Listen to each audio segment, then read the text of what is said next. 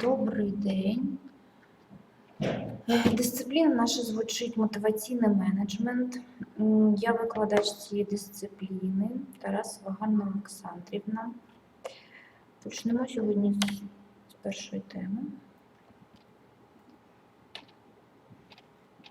яка буде виглядати таким чином. Перша тема – мотивація. План лекції. Поняття і сутність мотивації, змістовні теорії мотивації та процесні теорії мотивації.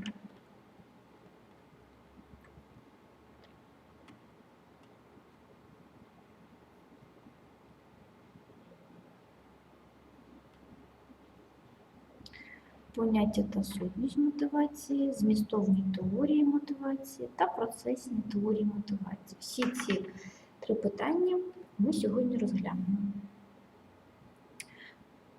Почнемо з першого питання. Мотивація. Мотивація у широкому розумінні – це процес спонукання працівників до діяльності для досягнення цілей організації. З цього визначення можна зробити висновок, що ефективна реалізація функції мотивації потребує усвідомлення того, що спонукає робітника до праці, та розуміння того, як направити ці спонукання в русло досягнення цілей організації.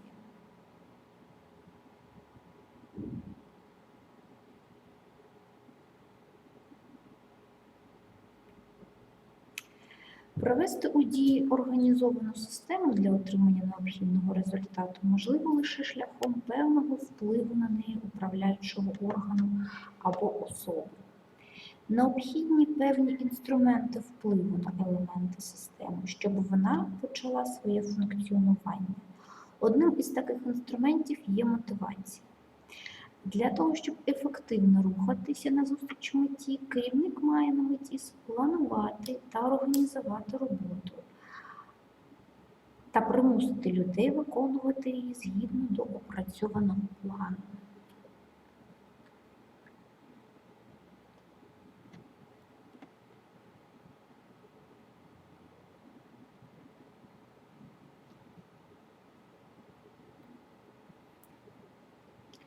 Психологія та соціологія розглядають спонукання як поведінку у виявленні потреб, сконцентрованих на досягненні цілей.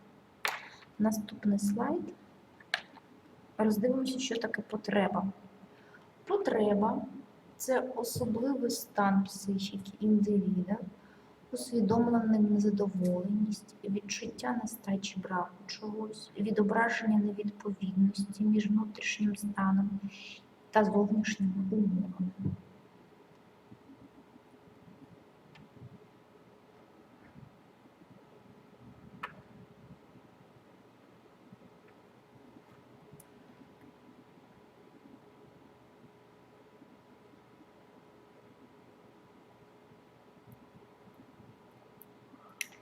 Ще раз, потреба – це особливий стан психіки індивіда, усвідомленим незадоволеність, відчуття нестачі або браку чогось, відображення невідповідності між внутрішнім станом та зовнішніми умовами.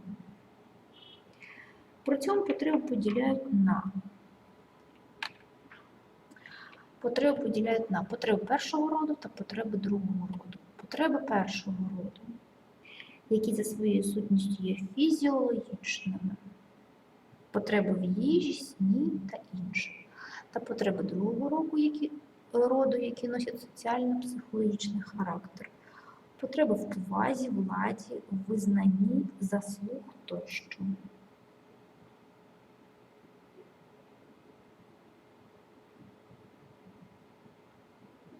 По одному прикладу можна записати, щоб розуміти, що це таке. Потреби першого роду та потреби другого роду. Потреби першого роду закладені в людину генетично, а другого є наслідком її соціальної життєдіяльності. Потреби неможливо безпосередньо спостерігати або вимірювати. Про їх існування можна судити лише спостерігаючи поведінку людей. Наступний слайд. Спонукання. Це потреба, усвідомлена з точки зору необхідності, здійснення конкретно цілеспрямованих дій. При цьому конкретні дії поведінка людини розглядаються як засіб задоволення потребами.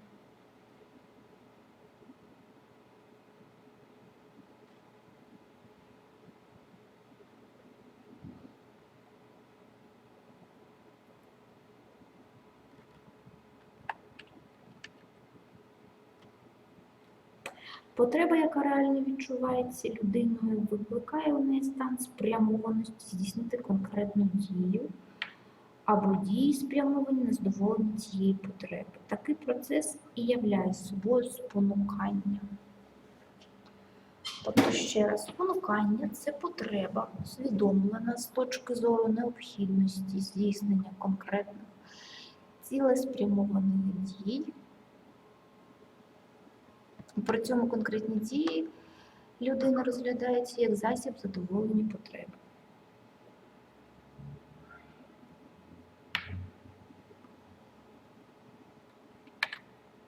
Коли людина досягає поставленої мети, її потреба може бути задоволена, частково задоволена або взагалі не задоволена.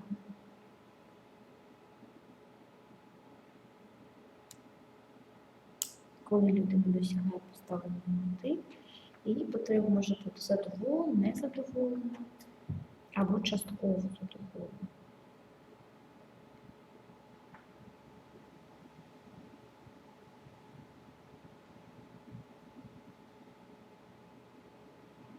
Ступінь задоволення потреби впливає на спонукання чи мотиви поведінки людини в майбутньому.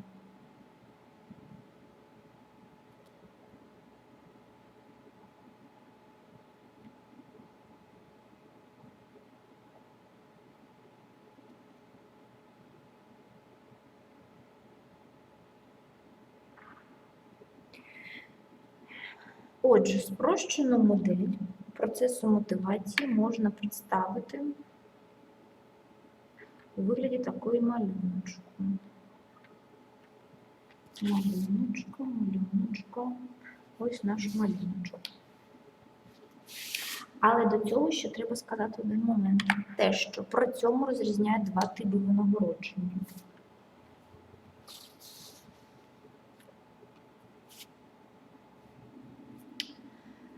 Це внутрішнє, його дає сама робота, її результативність, змістовність та значущість, та зовнішнє.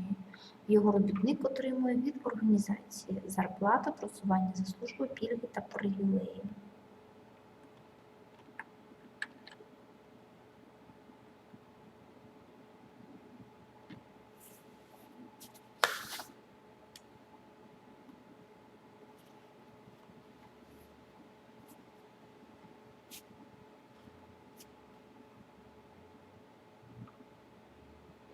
Потреби викликають у людини бажання, прагнення до їх задоволення. Тому сутність мотивації зводиться до створення умов, що дозволяють робітникам відчувати, що вони можуть задовольнити свої потреби такою поведінкою, яка забезпечує досягнення цілей організації. І отже, інструментом спонукання людей до ефективної діяльності є винагородження. В теорії управління під винагородженням розуміється процес, широкий спектр конкретних засобів, що базується на системі цінностей людини. При цьому розрізняє два типи винагородження. Це внутрішнє та зовнішнє.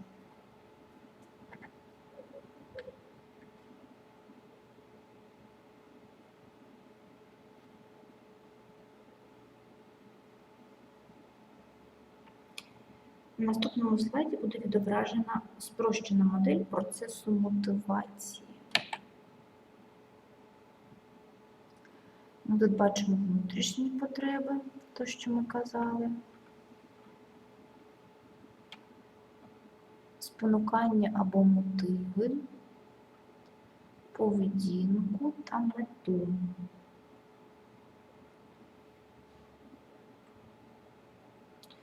Далі ми бачимо за стрілочками, що мета може бути задоволена або не задоволена. Якщо мета не задоволена, йде послаблення. Якщо задоволена мета, значить йде підсилення.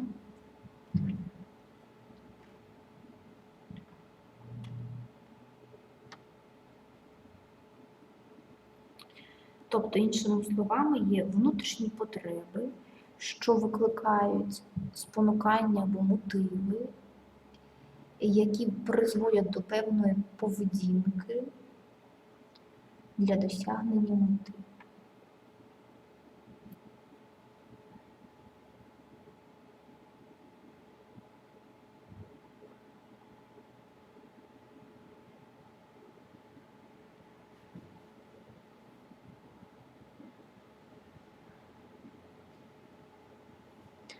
Так, з малюночком закінчили.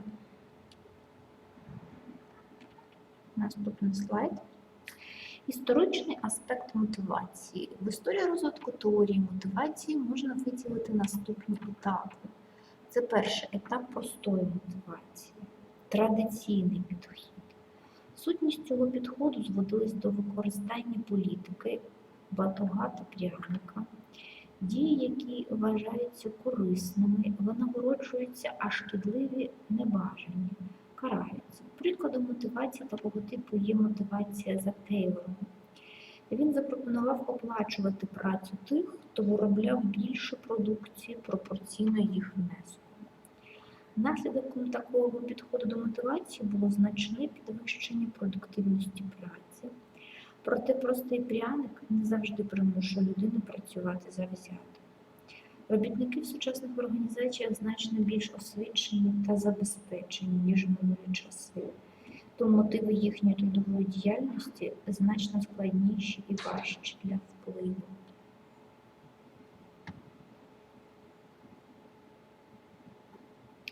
Другий етап – соціально-психологічної мотивації. Його сутність зводиться до використання в управлінні методів психології та соціології. В його основу покладено дві концепції. Перша – психологічної мотивації, тобто використання теорії підсвідомого Зігмунда Фрейда. Основна теза цієї концепції полягає в тому, що на рівні підсвідомого людина не завжди поводиться раціонально. Друга концепція соціально-психологічної мотивації, її засновником вважається Елтон Мейер. Хоторнські експерименти, відомо як.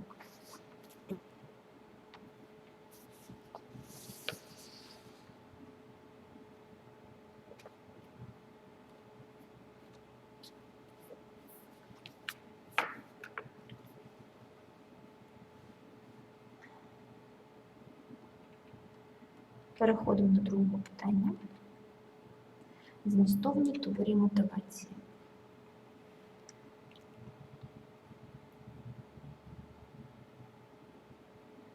Змістовні теорії мотивації ґрунтуються на ідентифікації таких внутрішніх потреб, які примушують людей діяти так, а не інакше. Іншими словами, змістовні теорії мотивації являють собою спроби визначити та класифікувати потреби людей, що спонукають їх до дій. Знаючи потреби підлеглих, менеджер може створити умови для їх задоволення таким чином, щоб забезпечити досягнення цілей організації. Найвідомішими змістовними теоріями мотивації є такі. Це теорія ієрархії потреб Абрахама Маслоу, теорія G. Клейтон Альфредера, теорія потреб Девіда Макклелланда та теорія мотиваційної гігієни Фредеріка Герцберга.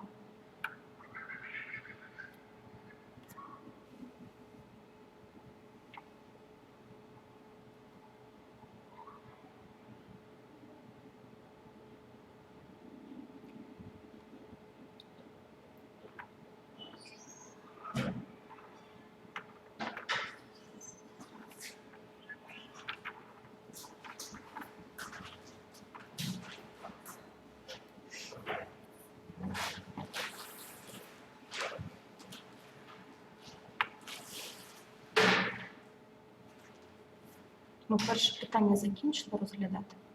Починайте відразу від другого питання. Змістовні теорії мотивації.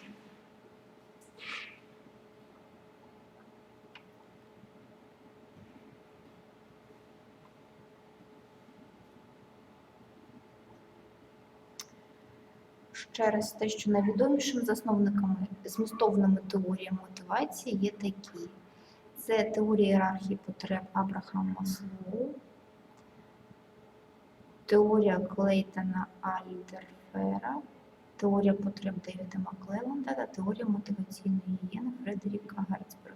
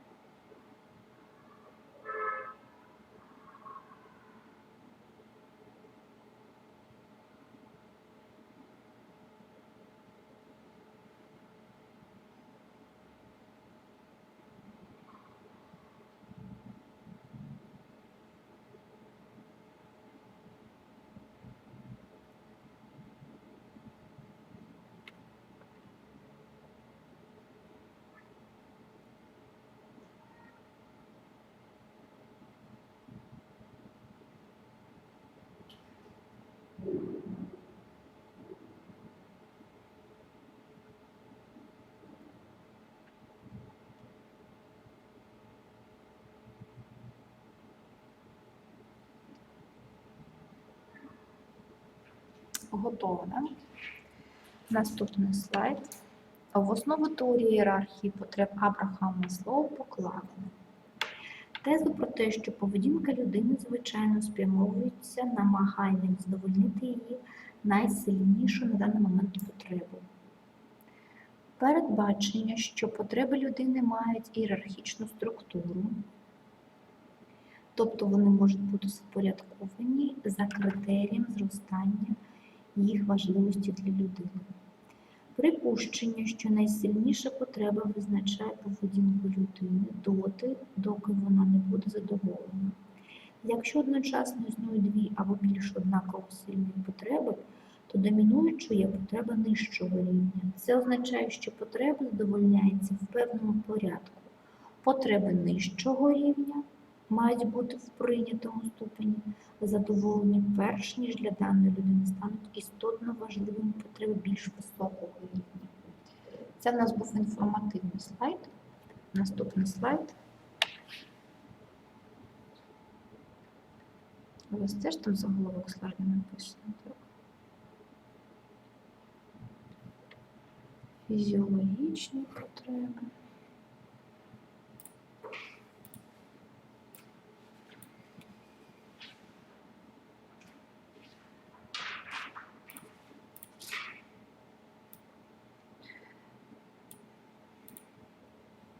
Я вам прочитаю.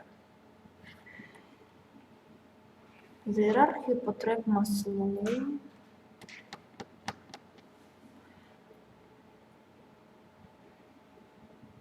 на найнижчому рівні є фізіологічні потреби. Фізіологічні потреби – це потреби, які людина має задовольняти, щоб вижити. Тобто базові потреби в їжі, воді, житлі. Ефективне управління забезпечується відповідними механізмами оплати праці та створення відповідних умов праці.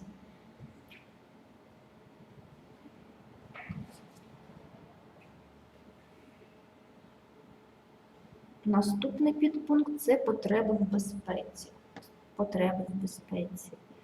Вони пов'язані з прагненням до стабільного безпечного стану, захищеного від страху, болю, хвороб. Ефективне управління здійснюється створенням зрозумілої та надійної системи соціального страхування робітників, чіткими та справедливими правилами регулювання їх діяльності оплатою праці вище прожиткового мінімуму, незалученням їх до прийняття ризикованих рішень та виконання дій, пов'язаних з ризиком та змінами.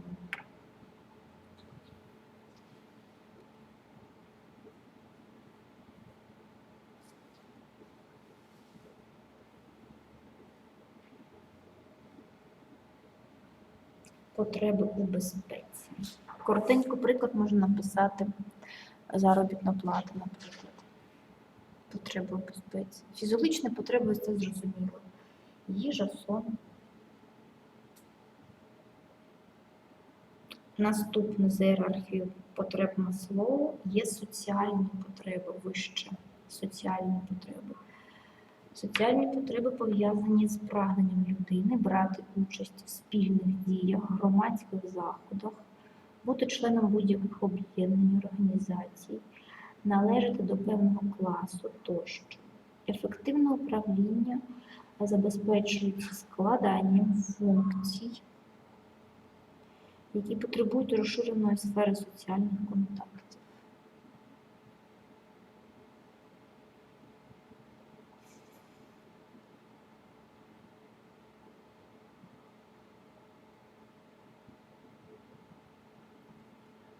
Ну, соціальні потреби. Приклад можна привести дружба. Вище соціальних потреб є потреби в шануванні.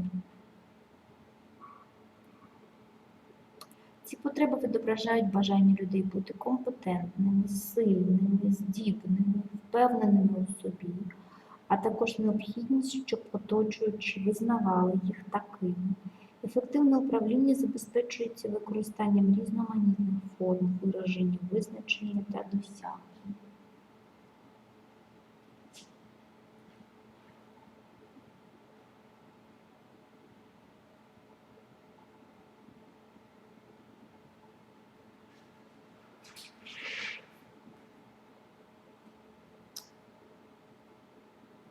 Можна написати приклад престиж фірми, потреба вшанування. Та потреби в самореалізації. Це потреби виявляються в прагненні людини найповніше використовувати свої знання, здібності, вміння та навички. Для ефективного управління необхідно давати робітникам оригінальні завдання, виконання яких потребує творчості та свободи дій.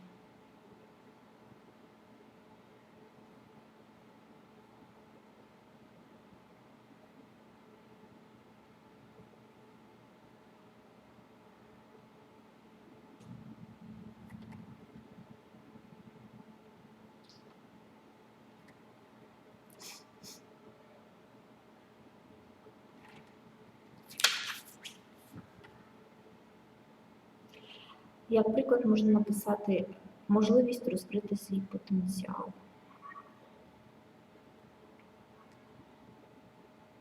Можливість розкрити свій потенціал.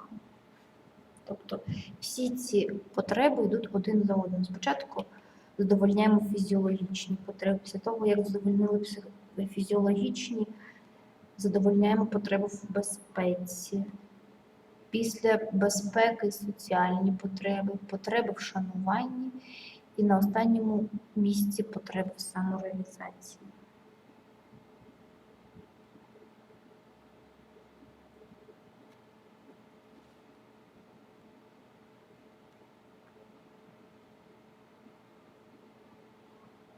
Після задоволення прийнятною у даному суспільстві мірою базових потреб для даного робітника набувають значення потреби наступного рівня, тобто потреби в безпеці. Такі потреби означають, що базові потреби і надалі будуть задовольнятися. Способами задоволення таких потреб можуть бути пенсійна система, страхування, права, що забезпечуються трудовим стажем, членство в профспілках і таке інше.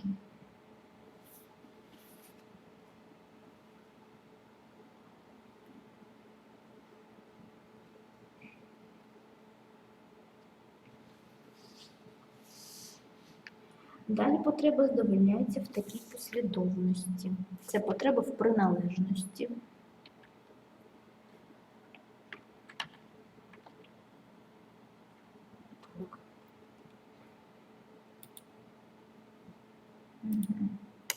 потреба в приналежності – це потреба об'єднуватися з іншими людьми, приналежність до фірми, робочої групи, спортивної команди тощо. Потреба в повазі – це потреби в задоволенні самолюбності людини, усвідомлення особистих досягнень, компетенції та визнання іншими людьми, та потреба в самореалізації, потреби в реалізації своїх потенційних можливостей, в зростанні як особистості.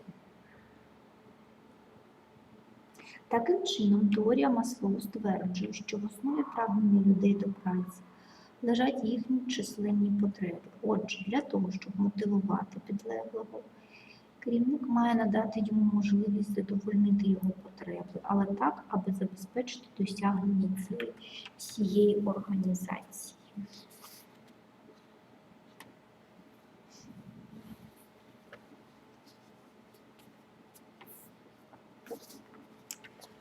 Сучасні західні фірми в цілому задовольняють соціально визнані базові потреби та потреби в безпеці своїх робітників. Однак потреби вищих рівнів своїй безбільшості залишаються незадоволеними. Таким чином, недостатня мотивація робітника до праці умовлена головним чином тим, що на своєму робочому місці він не в змозі задовольнити потреби в приналежності, повазі та самореалізації.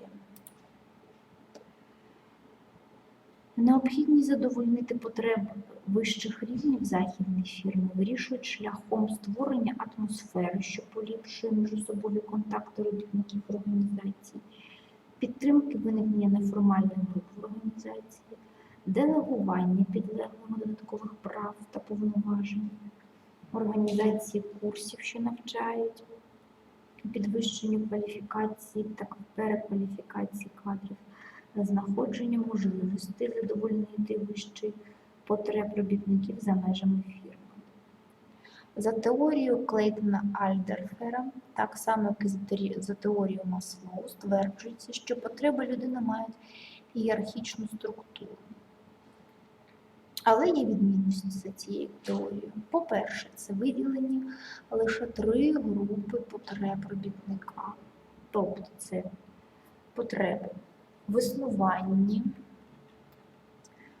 потреби в їжі, нормальних умовах праці тощо, потреби в спілкуванні, потреби в дружніх соціальних і міжособових відносинах, та потреби в зростанні, потреби в самореалізації та в самовдосконаленні.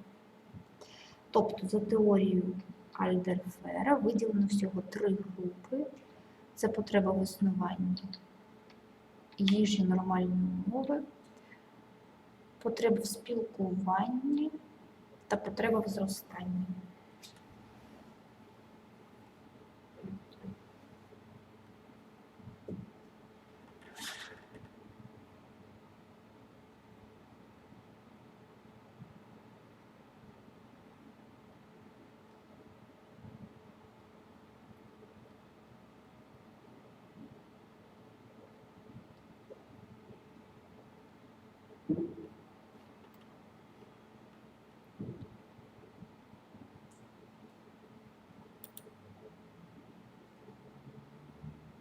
Ви встигли написати?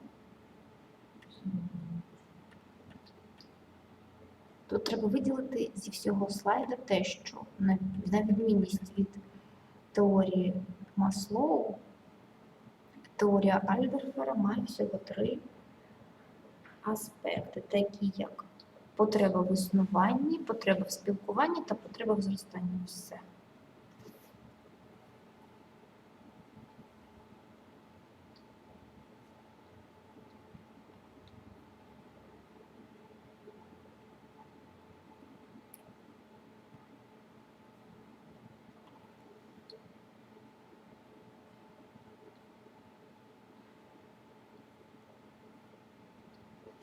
Є так, наступний слайд. На цьому слайді відображені співвідношення ієрархії потреб в теорії Маслоу та Альдерфера.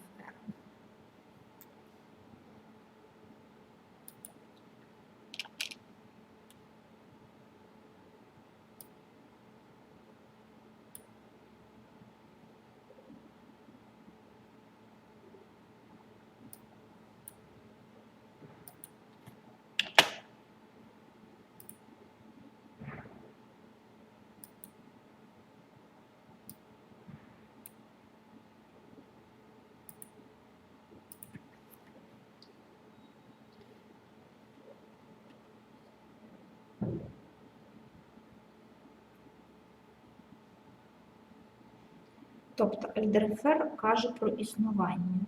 Для Маслоу існування мається на увазі це фізіологічні потреби та безпека. Альдерфер об'єднав безпеку, приналежність та визнання і повагу. Це все у спілкуванні.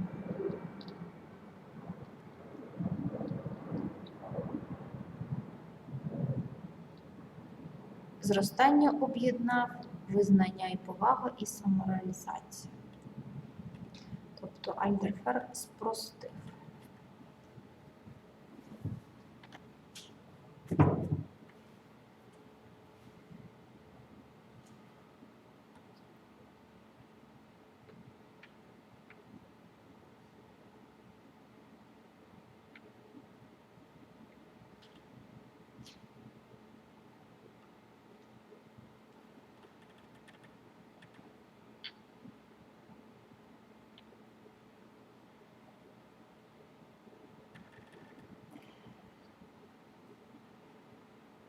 За теорією Альдерфера стверджується, що на додаток до послідовно-прогресивного процесу задоволення потреб за Маслоу має місце ще й так званий порушуючо-регресійний процес. Останнє означає, що якщо людина впродовж тривалого часу відчуває неможливість задовольнити потреби в зростанні, то потреби в спілкуванні знову стають основною мотивуючою силою, яка примушує людину спрямувати зусилля в напрямку задоволення потреби нижчого рівня. Іншими словами, якщо потреба вищого рівня, наприклад, зростання, виявляється з будь-якої причини блокованою, тоді менеджер повинен спрямувати свої зусилля на переорієнтацію прагнень підлеглого у напрямку задоволення потреб у спілкуванні або існуванні.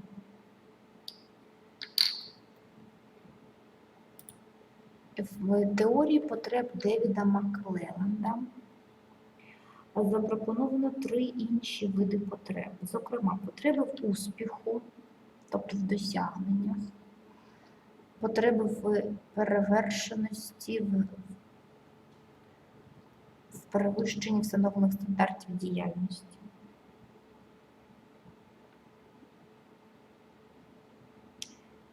Під потребами в успіху розуміються потреби в усвідомленні особистих досягнень, а не у винагородженні таких досягнень. Люди з такою потребою намагаються виконати свою роботу краще, якісніше, ефективніше, ніж це було зроблено до них.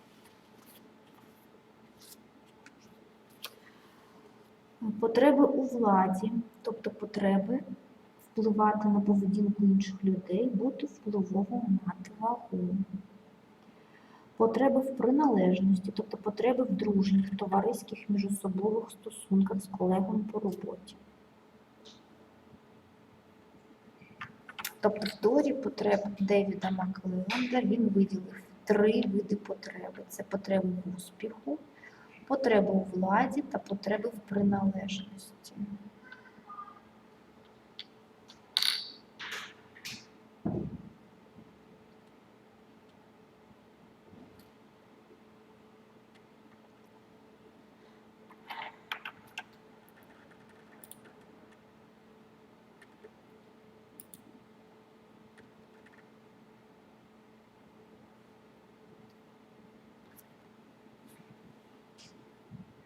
Потреба в успіху, потреби у владі та потреби в приналежності є. Наступний слайд. За результатами своїх досліджень Маклелланд зробив такі висновки, що люди з високою потребою в успіху досягають гарних результатів в підприємницькій діяльності, в управлінні власним бізнесом, в управлінні самостійними одиницями в рамках великих крупних компаній.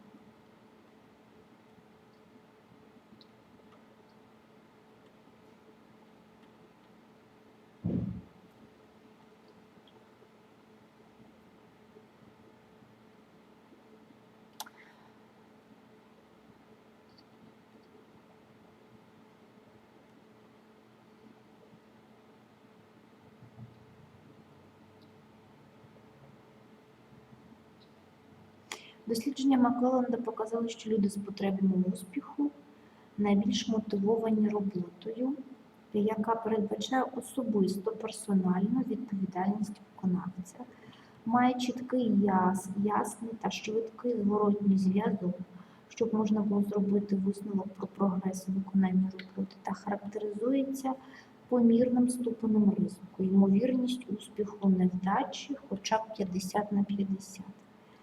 Робітники з потребами в успіху не азартні гравці, які покладаються на випадок в досягненні успіху, але й не ті, хто вибирає легкі завдання, які не дозволяють реалізовувати себе. Люди з високими потребами владі отримують задоволення в ситуаціях, коли несуть відповідальність за дії та поведінку інших людей. Вони віддають перевагу посадам, для яких типові ситуації конкуренції або орієнтації на статус. Вони сконцентровані на зростанні свого впливу, підвищенні власного престижу, шляхом підвищення ефективності своєї діяльності. Люди з високими потребами в приналежності потребують дружніх стосунків, віддають перевагу ситуаціям кооперації, а не конкуренції, та потребують взаємовідносин з високим ступенем взаємного порозуміння. Маніпулюючи цією потребою, менеджери створюють почуття сильного командного духу колективу.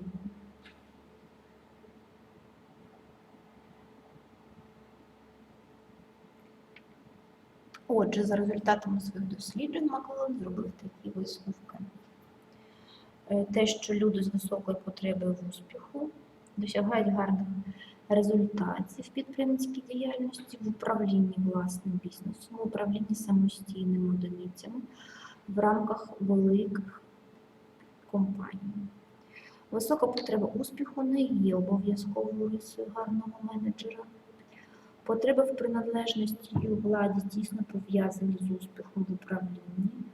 У ефективних менеджерів спостерігаються високі потреби у владі і значно менше в приналежності. У підлеглих необхідно стимулювати потребу в успіху.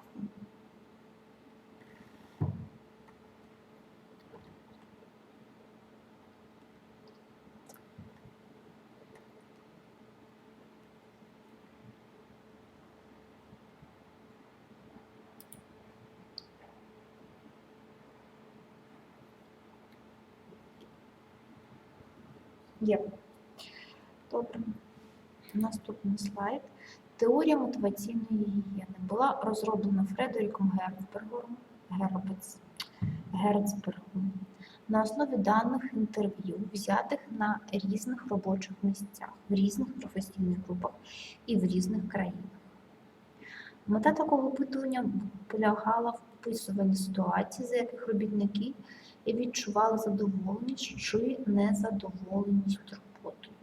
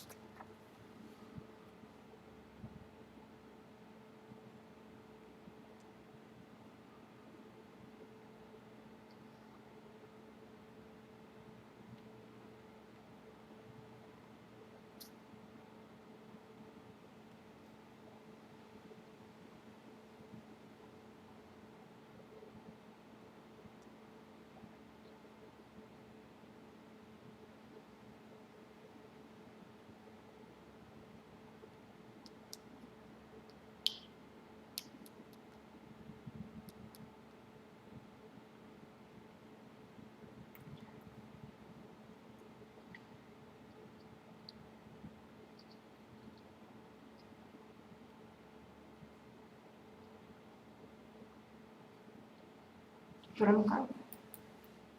Обробка даних опитування дозволила виділити фактори, які спонукають людину до високопродуктивності праці та викликають задоволення від роботи. Такі фактори отримали назву дійсних, істинних мотиваторів. Та фактори, що викликають незадоволення в процесі роботи і здійснюють демотивуючий вплив. Такі фактори називаються гігієнічними.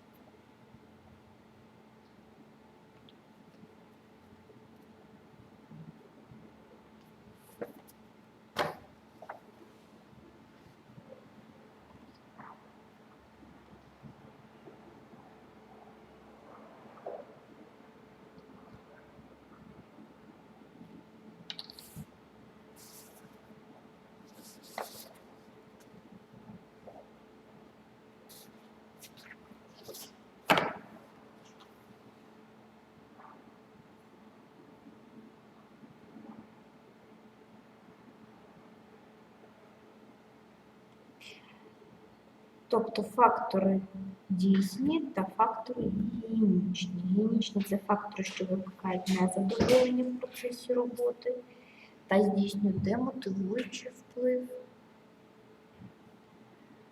А фактори, що спонукають людину до високопродуктивної праці, назвали їх дійсні мотиватори.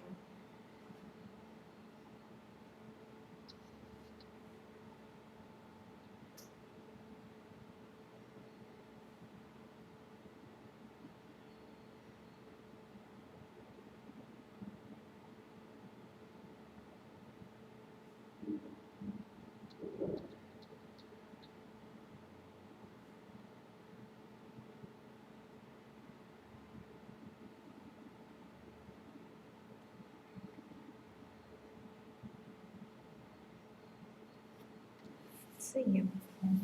Так. На наступному слайді будуть відображені приклади, що є дійсним мотиватором, що є гігієнічними факторами.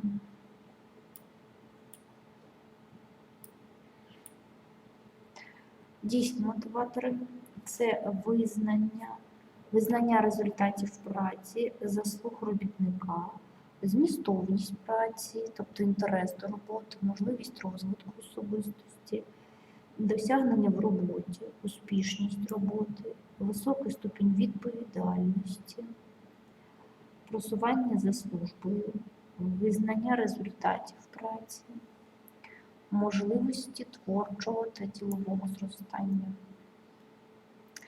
Гігієнічними факторами є заробітна плата, умови праці, соціальна трудова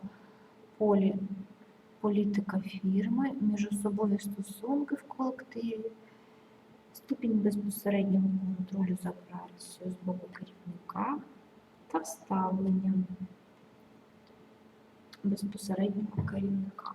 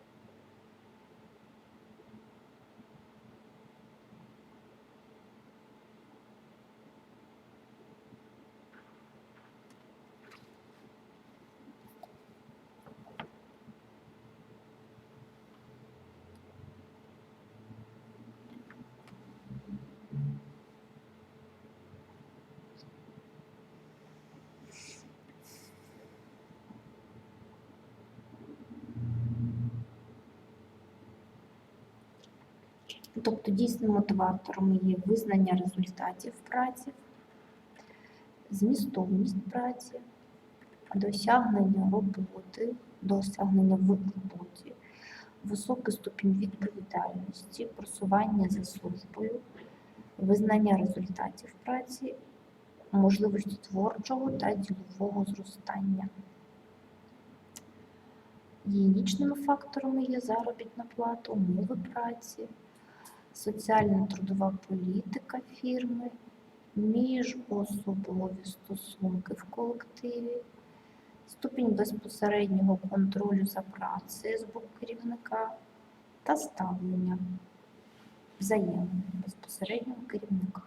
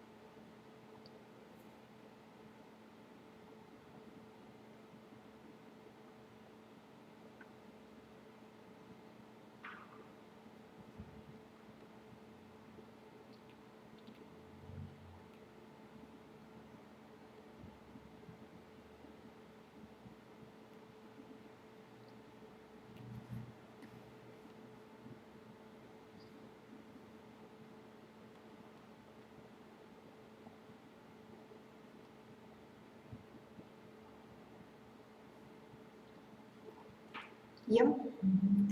На думку Герцберга, фактори, що викликають задоволеність та незадоволеність працею, не слід протиставляти.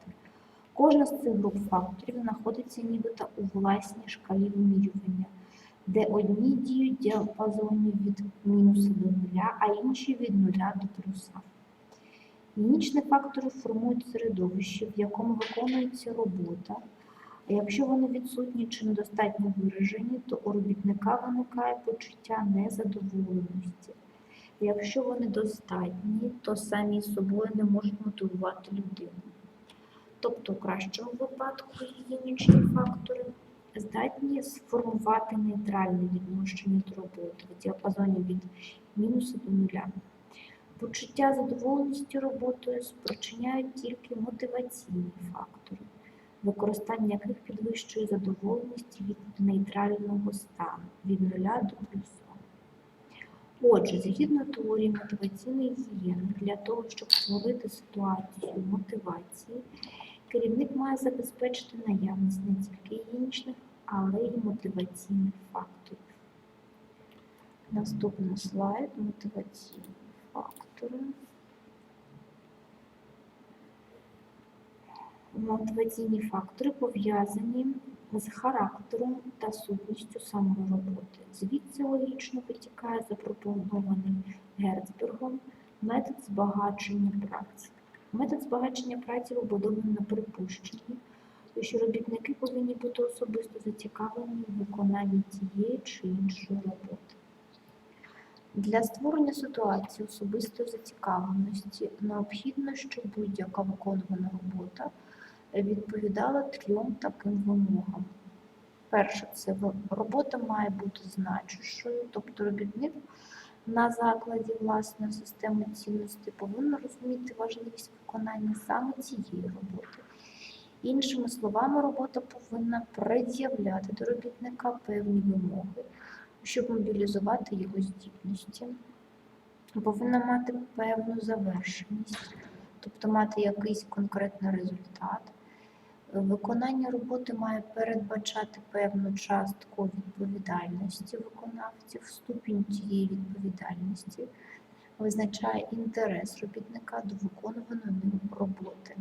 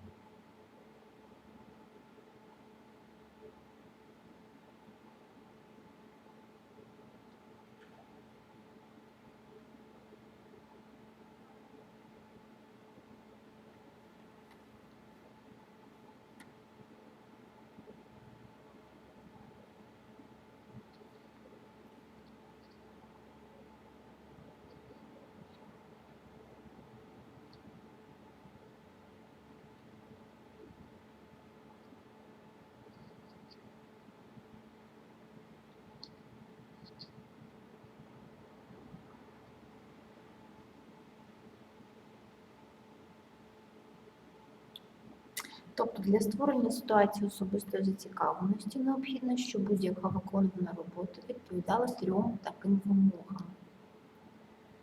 Робота має бути значущою, так? Це головне.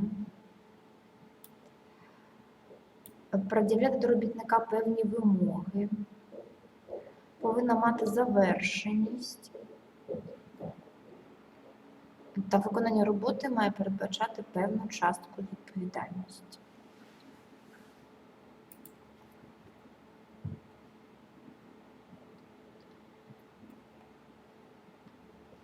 Є. Зокрема, робітнику необхідно надати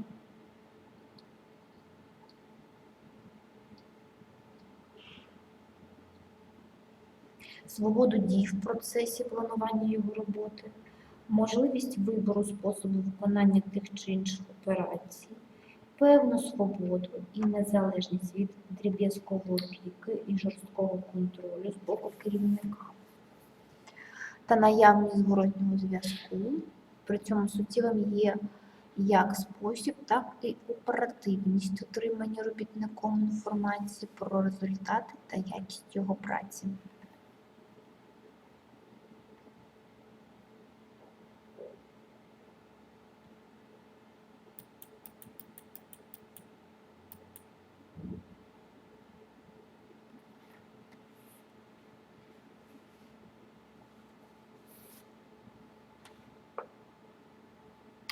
Про інформацію та якість праці. Тобто робітнику треба надати свободу дій в процесі планування його роботи, можливість вибору способу виконання тих чи інших операцій, певну свободу та незалежність від дріб'язкової опіки і жорсткого контролю з боку керівника, наявність зворотнього зв'язку, при цьому суттєвим є як спосіб, так і оперативність отримання робітником інформації про результати та якість його праці.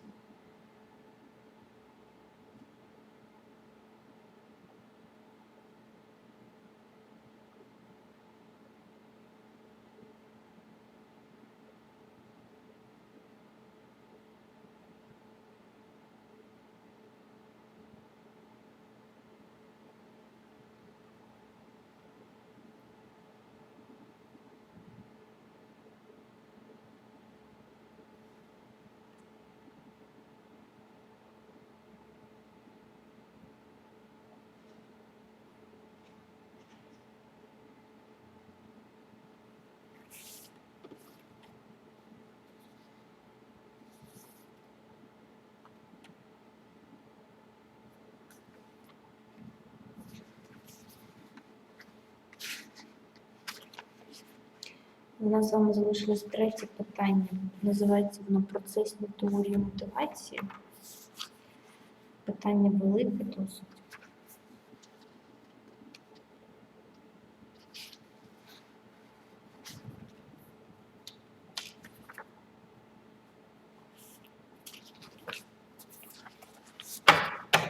Ми його сьогодні вже не встигнемо розглянути повністю.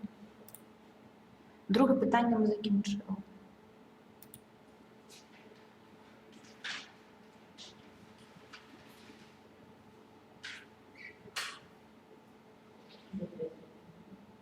Третє – процесні теорії мотивації. Давайте вам поставлю на перший слайд. Ви подивитесь наші повністю усі питання.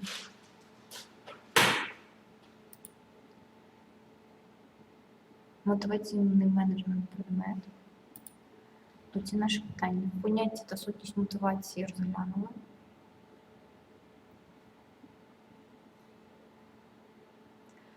Змістовні теорії мотивації розглянули.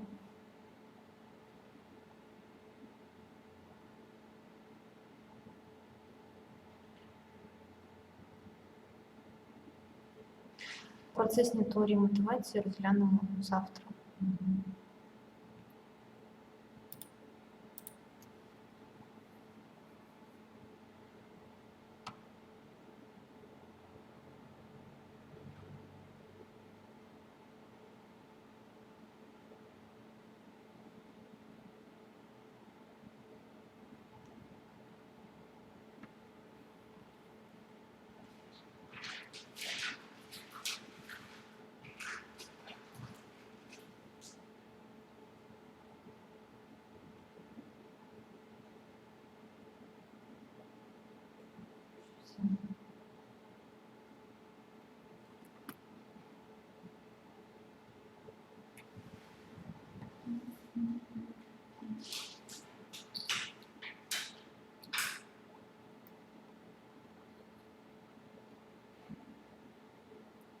ваш журнал є якийсь? Яка група?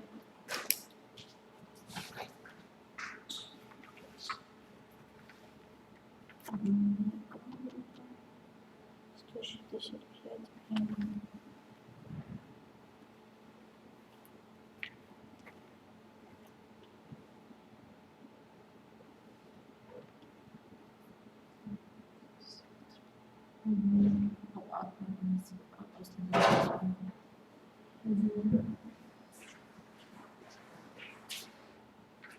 Це можна. Да.